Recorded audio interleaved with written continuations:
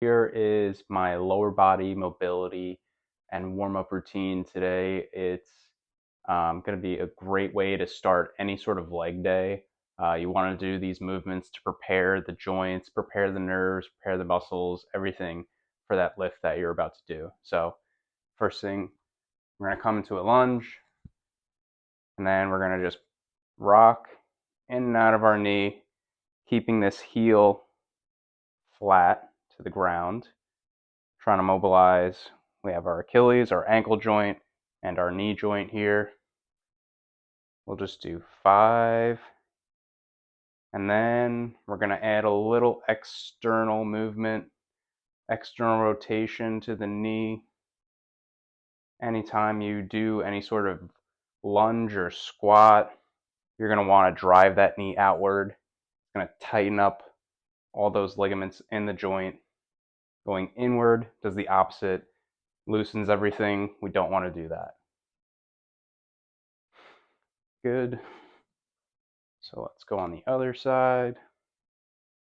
Some people might have different sides, different mobility, right knee, left knee, in the ankle, wherever. You just got to kind of learn to identify that. And then you can focus your efforts on one side more to even it out. Okay, working our way up, focus more onto the knees now. We're just going to do a kneeling squat. So come back, hips to heels, and then come up. Simple as that. We'll just do 10 real quick. Just starting to work our way into the quads.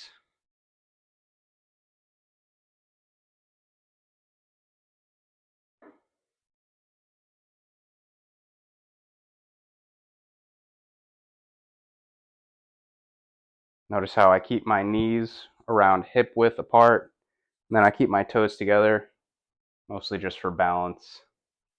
But again, we're having those knees going to that outer angle position because that's where everything's going to be nice and tight. Okay, go back into this lunge. We'll start working on the hip joint now. So we're just going to add a little bit of rotation, do an overhead reach.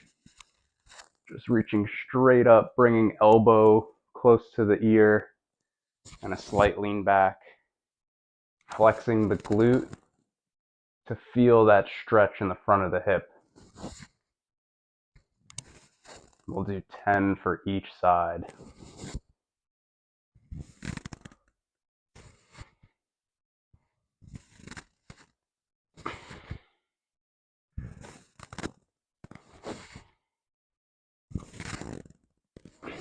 Pushing ourselves right to that point of discomfort, but not pain, never pain.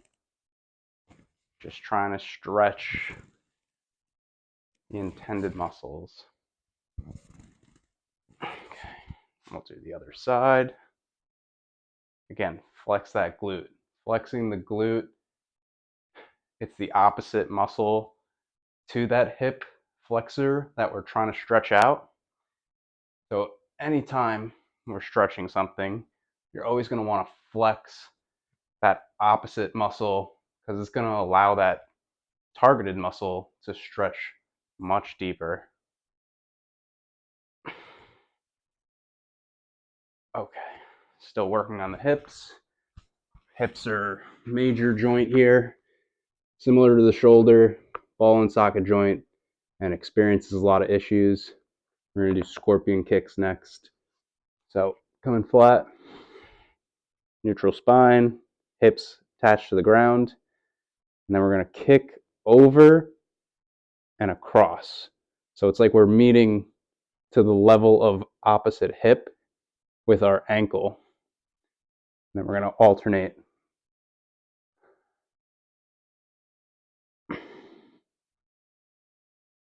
Notice how I'm moving nice and slow and controlled. Whenever rushing through this, very intentional warm up.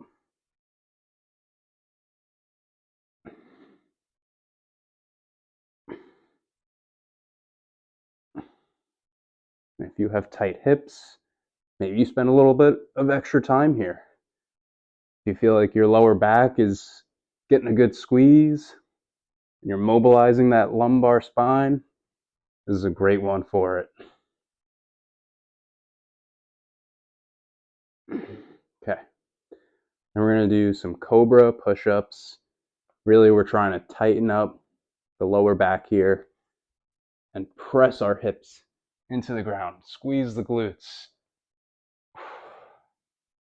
Again, trying to stretch the front side of the body.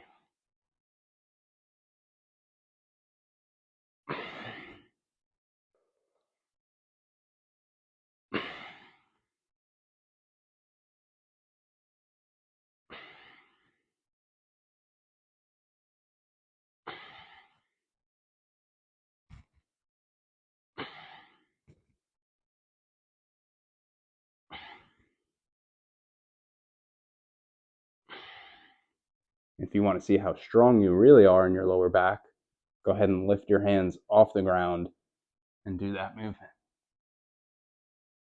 See if you're actually strong or if you're just pushing yourself up. It's a great way to warm up the lower back.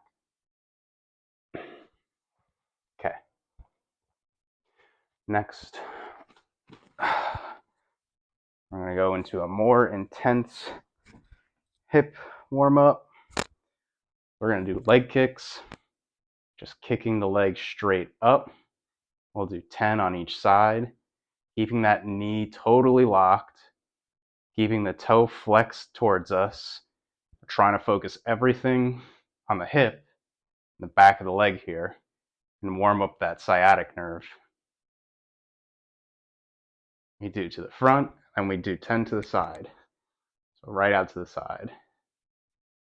Bringing the toe angled up as we kick out.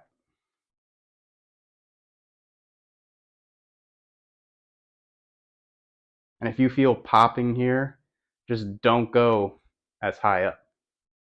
Don't cause popping. It's not really a bad thing, but chronically doing it over and over again, you're going to cause inflammation because it's those tendons snapping over each other.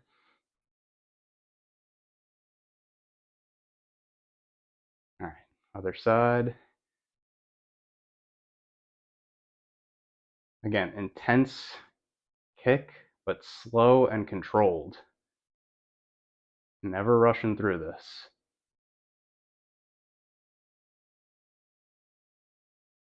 And to the side.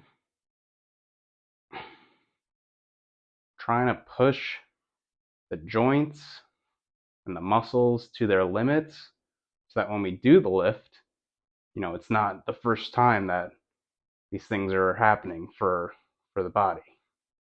Warmed up.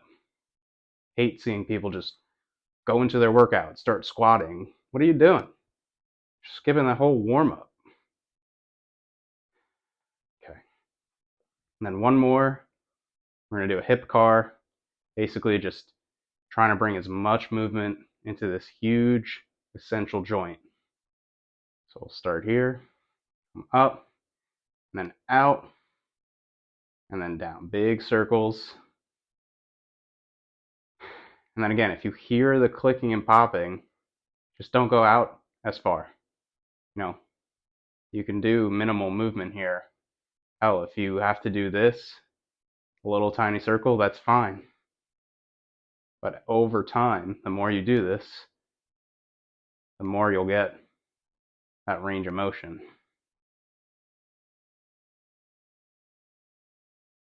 One hip might be different than the other. Don't try to match them equally if they're not equals.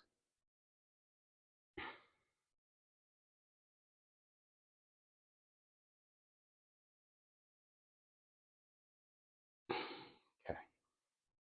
And one more. We'll work up my sciatic nerve. So bring the hands under the knee. Put a little bit of pressure against with your leg. And then you're going to kick up. Get that leg totally straight. And then you're going to pull the toes to flex them. So here, Pull that foot back. Should feel that whole nerve kind of tighten up a little bit. I'm just warming up that nerve, getting everything signaled to the leg that we are about to do some heavy shit.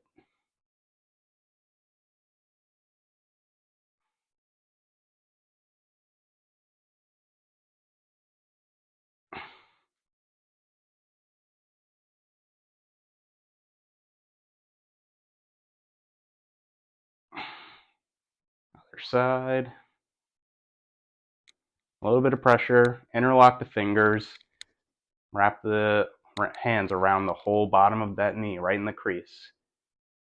Kick up, straighten that leg, and pull the toes back.